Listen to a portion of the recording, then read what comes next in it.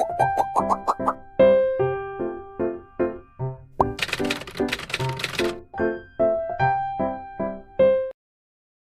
pertama, gen.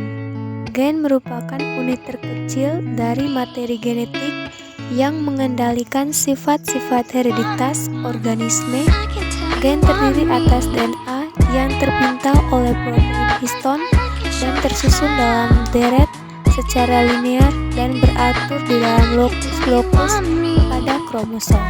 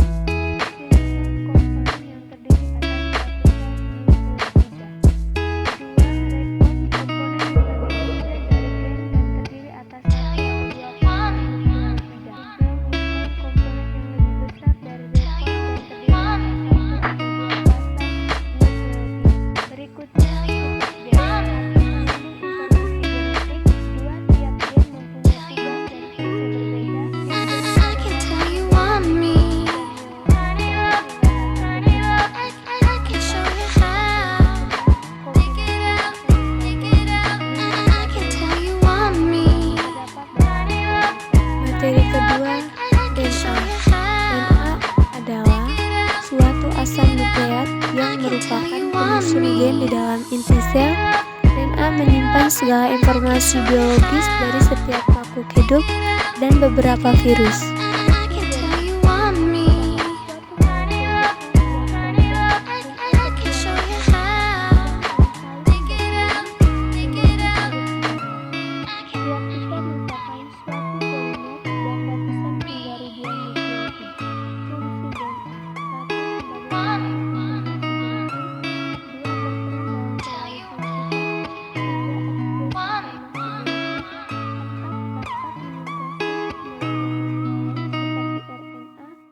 Protein 5 dapat menduplikasi diri atau DNA memiliki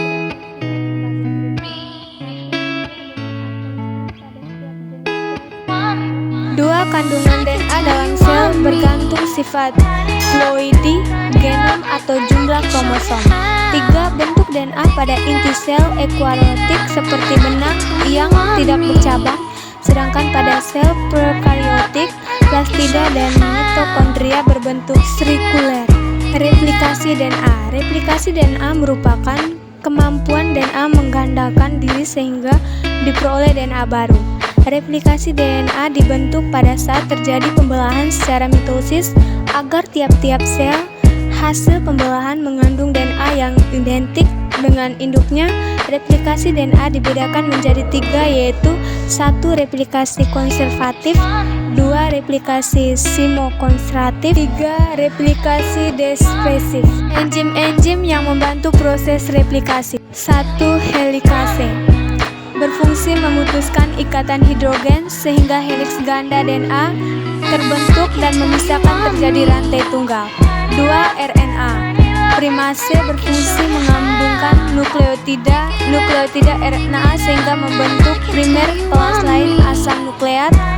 3. DNA polimerase berfungsi menggabungkan nukleotida menjadi polimer DNA.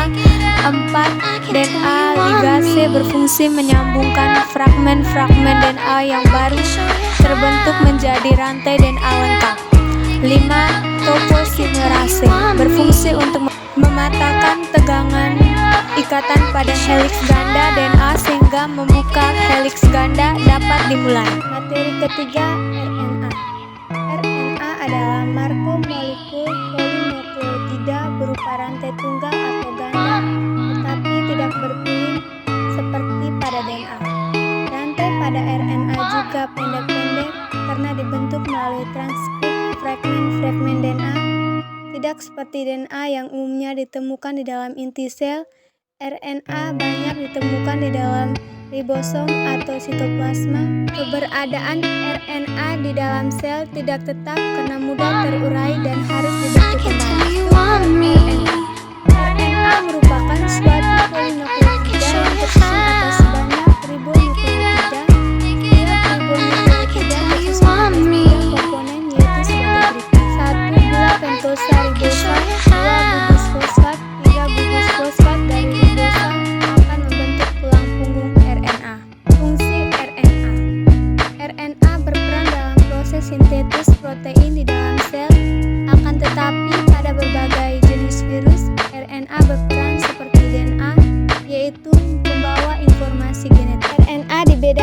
menjadi dua, yaitu satu, RNA genetik adalah RNA yang memiliki peran seperti DNA, yaitu sebagai pembawa informasi genetik.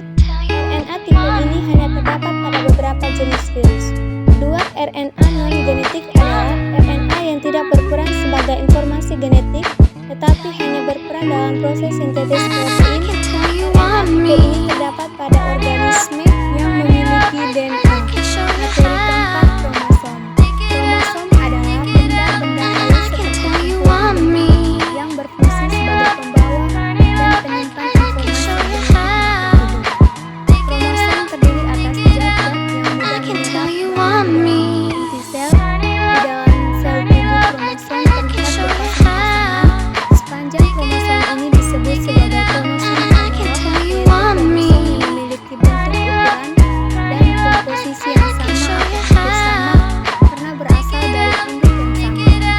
Pasangan kromosom homolog disebut dengan genom atau ploidi, sementara itu kromosom yang bukan pasangannya disebut dengan kromosom non-homolog. Komponen dan struktur kromosom. Kromosom tersusun atas DNA dan protein yang saling berkaitan.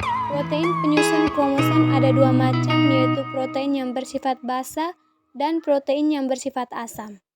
Protein yang bersifat basa disebut protein histon, sedangkan protein yang bersifat asam disebut protein non-histon. Bagian-bagian kromosom. Satu, lengan atau kromit merupakan badan kromosom yang berisi kromenam.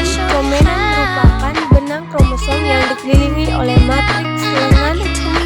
Kromit berwarna lebih gelap karena menyerap zat warna. Dua, sentromer atau kinetomer merupakan pusat kromosom yang membagi kromosom menjadi dua lengan.